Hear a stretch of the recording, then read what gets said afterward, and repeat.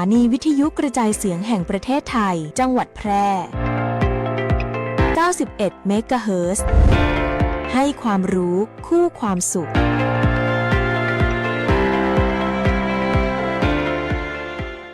รวมมือมาประหยัดกันน้ำมันที่มีก็จะพอใช้ช่วยกันเพื่อประหยัดไฟช่วยชาติช่วยไทยพลังงานพอเพียงรวมมือมาประหยัดกันน้ำมันที่มีก็จะพอใช้ช่วยกันเพื่อประหยัดไฟช่วยชาติช่วยไทยพลังงานพอเพียงช่วยกันอย่างมีน้องที่จำให้มันไม่ฟุ่มเฟือยโดยพลันน้ำมันขึ้นราคาชาติจะรุ่งเรืองไม่สิ้นเปลืองหนักหนาไฟฟ้ามีค่าอย่าใช้เกินจำเป็นประหยัดกันน้ำมันที่มีก็จะพอใช้ช่วยกันเพื่อประหยัดไฟช่วยชาติช่วยไทยพลังงานพอเพียงร่วมมือมาประหยัดกันน้ำมันที่มีก็จะพอใช้ช่วยกันเพื่อประหยัดไฟช่วยชาติช่วยไทยพลังงานพอเพียง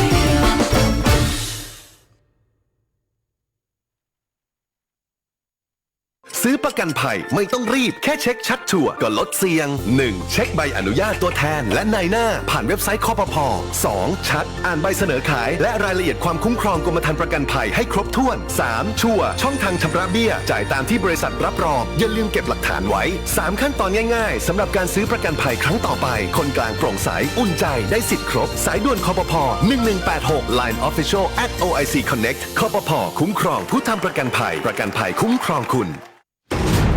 ทุกวันนี้มิจฉาชีพมาในหลายรูปแบบทั้งข้อความ SMS อีเมลหรือแม้แต่บนโซเชียลมีเดียอย่าหลงเชื่ออย่าเผลอกดลิงก์ที่น่าสงสัยเด็ดขาดเพราะอาจทำให้คุณสูญเสียทรัพย์สินได้หากไม่แน่ใจหรือมีข้อสงสัยติดต่อแบงก์ชาติโทร1213แบงก์ชาติห่วงใหญ่เตือนภัยการเงินย้ำอีกครั้งแบงก์ชาติโทร1213มาช่วยกันเฝ้าระวังไฟป่ามา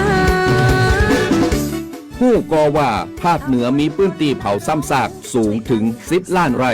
กว่า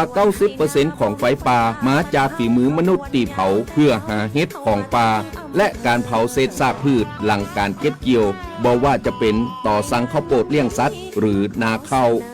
ฝุ่นควันจากการเผาคือ PM 2.5 ภัยเงียบติยะฮืออายุสั้นลงถึง1 ปีจากทั้งปอดอุดกันมะเร็งหัวใจล้มเหลวและสมองเสื่อมว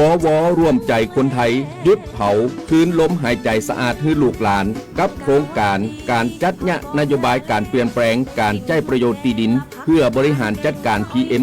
2.5 สนับสนุนโดยวช.สำนักงานการวิจัยแห่งชาติช่วยกันรักษา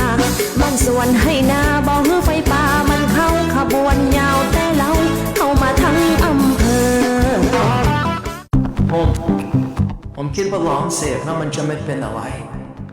แต่ตอนนี้ผมเสียทั้งความไว้ใจและเสียอนาคตชีวิตอาจพลาดแต่ไม่ควรถูกทิ้งผู้ติดยาเสพติดสามารถเข้ารับการบำบัดรักษาและฟื้นฟูในสถานพยาบาลของรัฐเพื่อเริ่มต้นชีวิตใหม่ได้อีกครั้งพลาดได้รักษาได้ชีวิตไปต่อด้วยความปรารถนาดีจากสำนักงานประชาสัมพันธ์ที่ 3 กรมประชาสัมพันธ์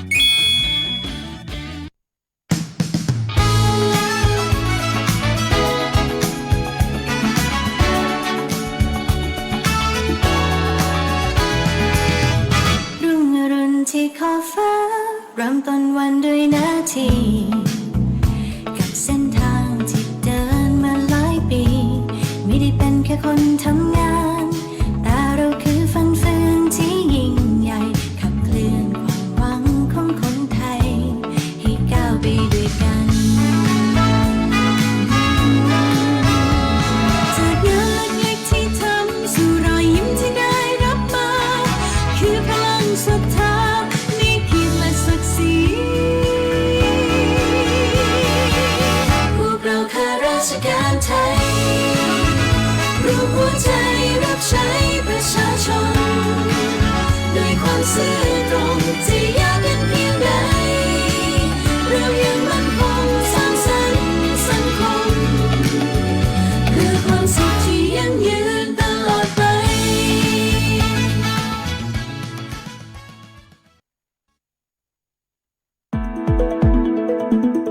ข่าว ฟังสวทแพร่ FM 91 MHz กรมประชาสัมพันธ์ ข่าวจริง เชื่อถือได้ สื่อรัฐพัฒนาคุณภาพชีวิตคนจังหวัดแพร่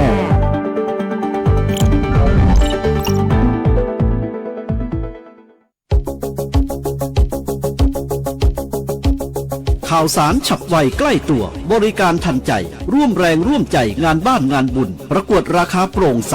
และติดตามสภาพอากาศประจำวันโดยทีมข่าวสวทแพร่ FM 91 MHz สถานีข่าวดีของประชาชนคนเมืองแพร่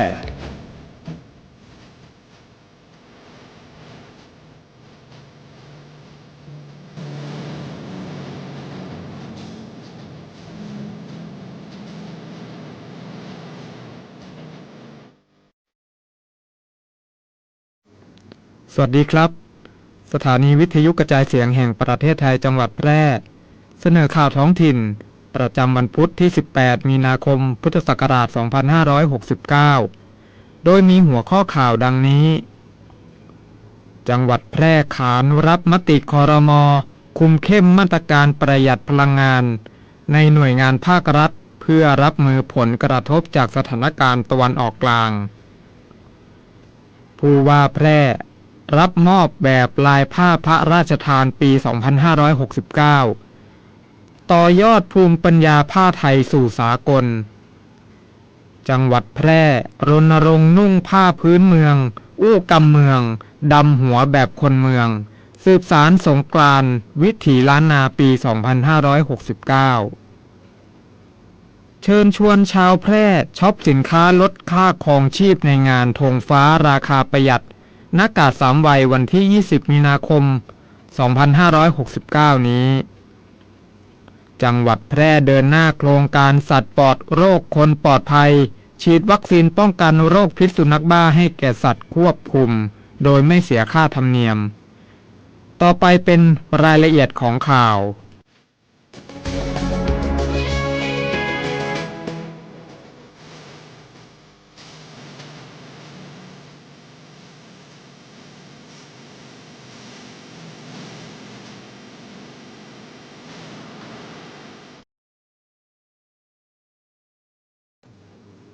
จังหวัดแพร่ขานรับมติครม.คุมเข้มมาตรการประหยัดพลังงานในหน่วยงานภาครัฐเพื่อรับมือผลกระทบจากสถานการณ์ตะวันออกกลางตามที่คณะรัฐมนตรีได้มีมติเห็นชอบมาตรการด้านพลังงานเพื่อบริหารจัดการผลกระทบจากสถานการณ์การสู้รบในตะวันออกกลางเมื่อวันที่ 10 มีนาคม 2569 จังหวัดแพร่สั่งการให้หน่วยงานราชการรัฐวิสาหกิจและองค์กรปกครองส่วนท้องถิ่นในพื้นที่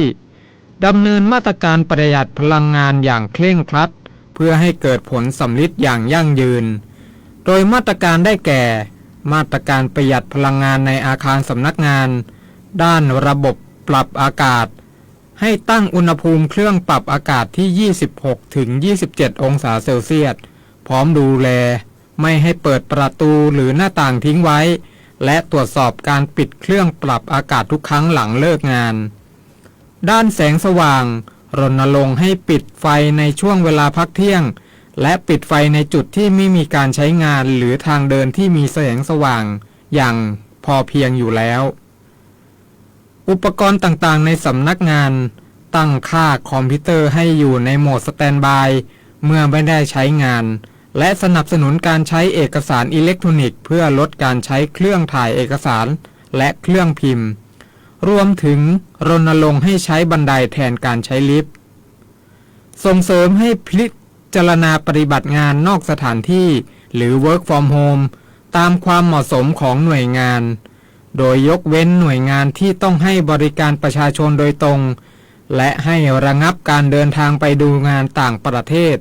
เว้นแต่จะมีภารกิจที่สำคัญและจำเป็นอย่างยิ่ง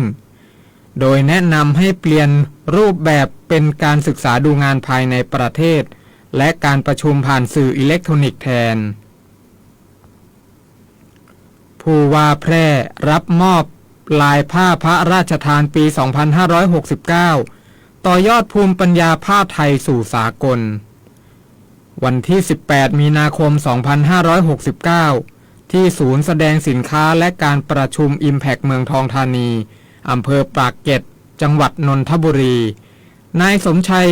เลิศประสิทธิพันธ์ผู้ว่าราชการจังหวัดแพร่เข้าร่วมพิธีมอบแบบลายผ้าพระราชทานประจำปี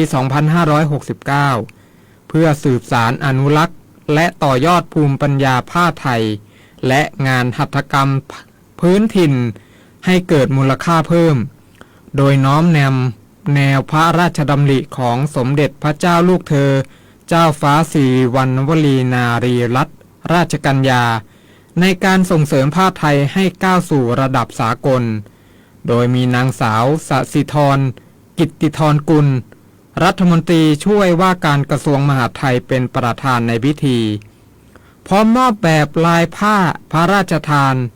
ลายขอสมเด็จเจ้าฟ้าและบุปผาบรมราชชนนีนาถให้แก่ผู้ว่าราชการจังหวัดทั่วประเทศเพื่อนำไปขยายผลสู่กลุ่มผู้ผลิตและผู้ประกอบการโอท็อปในพื้นที่ให้สามารถนำไปพัฒนาต่อยอดผลิตภัณฑ์ผ้าและงานหัตถกรรมได้อย่างมีเอกลักษณ์และเพิ่มมูลค่าทั้งนี้จังหวัดแพร่เตรียมนำองค์ความรู้และต้นแบบลายผ้าพระราชทานไปส่งเสริมให้กลุ่มทอผ้าและผู้ประกอบการในพื้นที่เพื่อเพิ่มขีดความสามารถทางการแข่งขันสร้างรายได้ให้กับชุมชนและยกระดับผ้าไทยของจังหวัดแพร่ให้เป็นที่ยอมรับในระดับประเทศและระดับนานาชาติต่อไปจังหวัดแพร่รณรงค์นุ่งผ้าพื้นเมืองอู้กำเมืองดำหัวแบบคนเมืองสืบสารสงกรานต์วิถีล้านนาปี 2569 นายสมชัยเลิศประสิทธิพันธ์ผู้ว่าราชการจังหวัดแพร่เปิดเผยว่าสืบเนื่องจากสงกรานต์ไทยได้รับการขึ้นทะเบียนเป็นมรดกทางภูมิปัญญาทางวัฒนธรรมของมนุษยชาติโดยยูเนสโกผู้ว่าราชการจังหวัดแพร่เชิญชวนประชาชนชาวแพร่ร่วมสืบสานวัฒนธรรมไทยสู่มรดกโลกนุ่งผ้าพื้นเมืองแต่งกายด้วยผ้าหม้อห้อมผ้าทอพื้นเมืองส่งเสริมอัตลักษณ์ท้องถิ่นสร้างรายได้สู่ชุมชนอู้กำเมืองใช้ภาษาถิ่นสื่อสารในชีวิตประจำวันสร้างความประทับใจให้แก่นักท่องเที่ยวดำหัวแบบคนเมืองสืบสานประเพณีรดน้ำดำหัวผู้ใหญ่ด้วยความสุภาพเคารพตามวิถีล้านนาระยะเวลาดำเนินการตั้งแต่บัดนี้จนถึงวันที่30 มีนาขออภัยครับจนถึงวันที่30 เมษายน 2569ร่วมใจชาวแพร่อนุรักษ์วัฒนธรรมสืบสานประเพณีให้คงอยู่คู่ท้องถิ่นอย่างยั่งยืนเชิญชวนชาวแพร่ช็อปสินค้าลดค่าครองชีพในงานธงฟ้าราคาประหยัดณกาด3 วัยวันที่ 20 มีนาคม 2569 นี้นายสุประสันต์สินชูศรีพาณิชย์จังหวัดแพร่เปิดเผยว่าสำนักงานพาณิชย์จังหวัดแพร่เตรียมจัดจำหน่ายสินค้าอุปโภคบริโภคราคาพิเศษในงานธงฟ้าราคาประหยัดลดค่าครองชีพประชาชนเพื่อช่วยเหลือและแบ่งเบาภาระค่าใช้จ่ายในครัวเรือนเพื่อให้พี่น้องประชาชนชาวจังหวัดแพร่โดยการนำสินค้าที่จำเป็นต่อการครองชีพมาจำหน่ายในราคาต่ำกว่าท้องตลาดภายในงานได้จัดเตรียมสินค้าที่ขนมาลดราคาประหยัดอย่างแท้จริงอาทิไข่ไก่น้ำมันพืชข้าวสารบะหมี่กึ่งสำเร็จรูปและสินค้าอุปโภคบริโภคจำเป็นอื่นๆอีกหลายรายการเพื่อให้ประชาชนได้เลือกซื้อของดีในราคาที่ถูกลงเชิญชวนชาวแพร่และผู้ที่สนใจมาเลือกซื้อสินค้าได้ที่กาด3 วัยหน้าศาลกลางจังหวัดแพร่ในวันศุกร์ที่ 20 มีนาคม 2569 ตั้งแต่เวลา 15 นาฬิกาเป็นต้นไปทั้งนี้สินค้ามีจำนวนจำกัดจึงขอเชิญชวนทุกท่านมาร่วมช็อปสินค้าคุณภาพดีราคาประหยัดในวันและเวลาดังกล่าวเพื่อช่วยลดภาระค่าใช้จ่ายและประหยัดพลังงานและเงินในกระเป๋าของท่าน จังหวัดแพร่เดินหน้าโครงการสัตว์ปลอดโรคคนปลอดภัยฉีดวัคซีนป้องกันโรคพิษสุนัขบ้าให้แก่สัตว์ควบคุมโดยไม่เสียค่าธรรมเนียมจังหวัดแพร่ออกประกาศกำหนดเขตท้องที่ทำการฉีดวัคซีนป้องกันโรคพิษสุนัขบ้าให้แก่สัตว์ควบคุมโดยไม่เสียค่าธรรมเนียมตามโครงการรณรงค์ป้องกันโรคพิษสุนัขบ้าประจำปีงบประมาณพ.ศ. 2569ภายใต้โครงการสัตว์ปลอดโรคคนปลอดภัยจากโรคพิษสุนัขบ้าตามพระปณิธานของสมเด็จเจ้าฟ้ากรมพระศรีสว่างควัตวรคัตยราชนารีโดยความร่วมมือของกรมปศุสัตว์กรมส่งเสริมการปกครองท้องถิ่น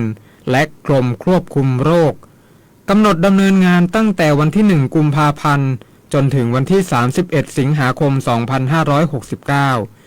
โดยเจ้าของสัตว์ควบคุมที่มีอายุตั้งแต่2เดือนขึ้นไปให้นำสัตว์เข้ารับการฉีดวัคซีนตามวันและเวลารวมถึงสถานที่ที่สำนักงานปศุสัตว์จังหวัดหรือองค์กรปกครองส่วนท้องถิ่นประกาศกำหนด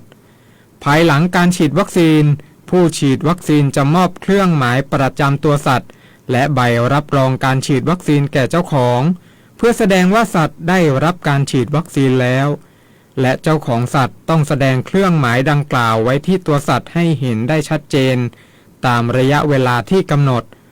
จังหวัดแพร่ขอเชิญชวนประชาชนผู้เลี้ยงสุนัขและแมวทุกครัวเรือน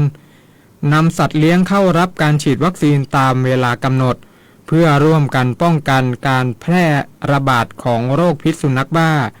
และสร้างความปลอดภัยให้แก่ชุมชน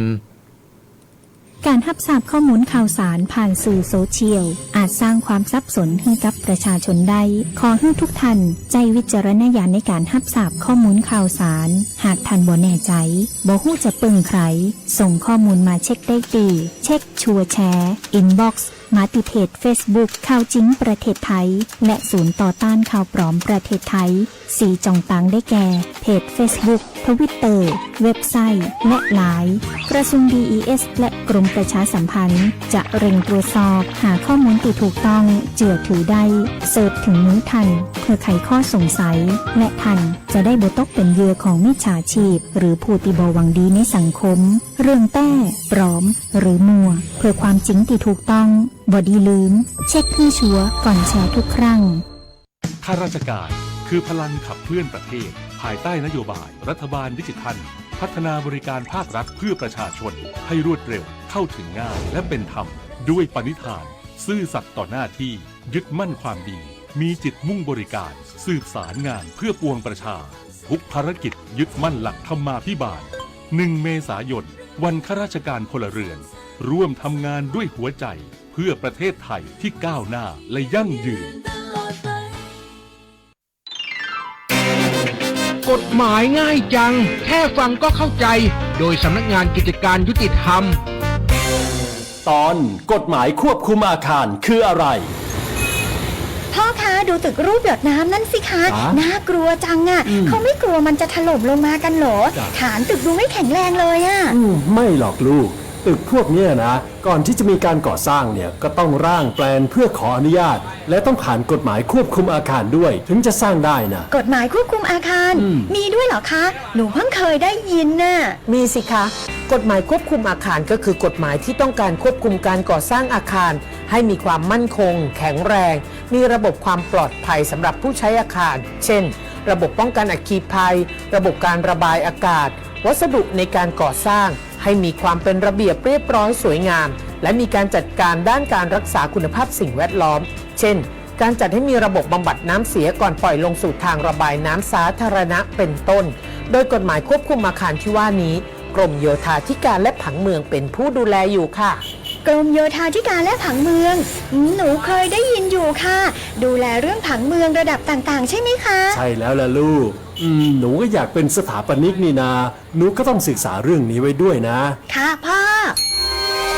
หากสงสัยเรื่องกฎหมายหรือได้รับความไม่เป็นธรรมติดต่อสำนักงานยุติธรรมจังหวัดทั่วประเทศหรือโทรสายด่วนยุติธรรม1111กด77นะ จะบอกให้ ติดตามพยากรณ์อากาศประจำวันจากสถานีอุตุนิยมวิทยาแพร่ วันพุธที่ 18 มีนาคม พุทธศักราช 2569 ประเทศไทยตอนบนมีอากาศร้อนในตอนกลางวัน แต่ยังคงมีฝนฟ้าคะนองบางแห่ง ส่วนมากบริเวณภาคกลางและภาคตะวันออก เนื่องจากความกดอากาศต่ำจากความร้อนปกคลุมภาคเหนือและภาคกลางในขณะที่ลมใต้และลมตะวันออกเฉียงใต้พัดนำความชื้นจากทะเลจีนใต้และอ่าวไทยเข้ามาปกคลุมบริเวณประเทศไทยตอนบนขอให้ประชาชนบริเวณประเทศไทยตอนบนดูแลรักษาสุขภาพเนื่องจากสภาพอากาศที่ร้อนและระวังอันตรายจากฝนฟ้าคะนองสำหรับภาคใต้มีฝนฟ้าคะนองบางแห่งเนื่องจากลมตะวันออกและลมตะวันออกเฉียงใต้พัดปกคลุมอ่าวไทยภาคใต้และทะเลอันดามันส่วนคลื่นลมบริเวณอ่าวไทยตอนล่างมีกำลังปานกลาง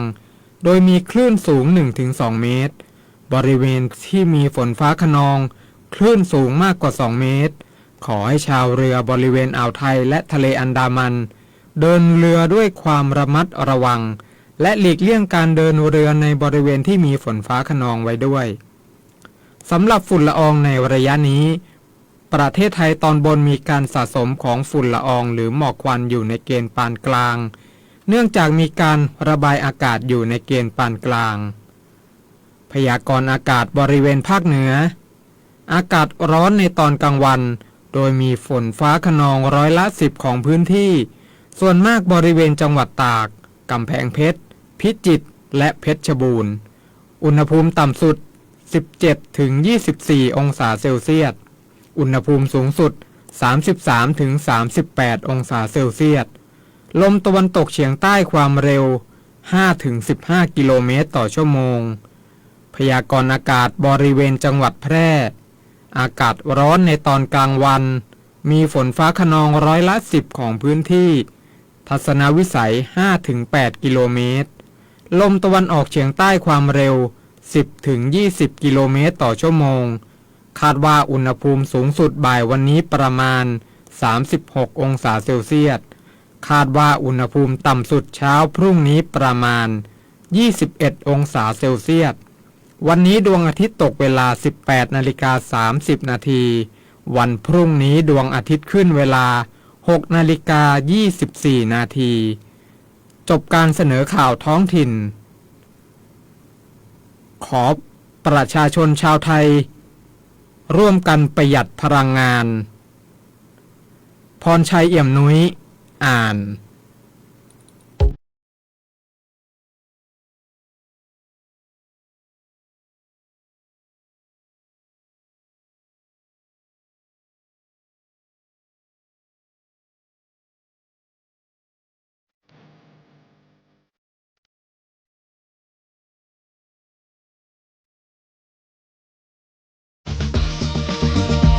คุณกำลังฟังสวทแพร่ FM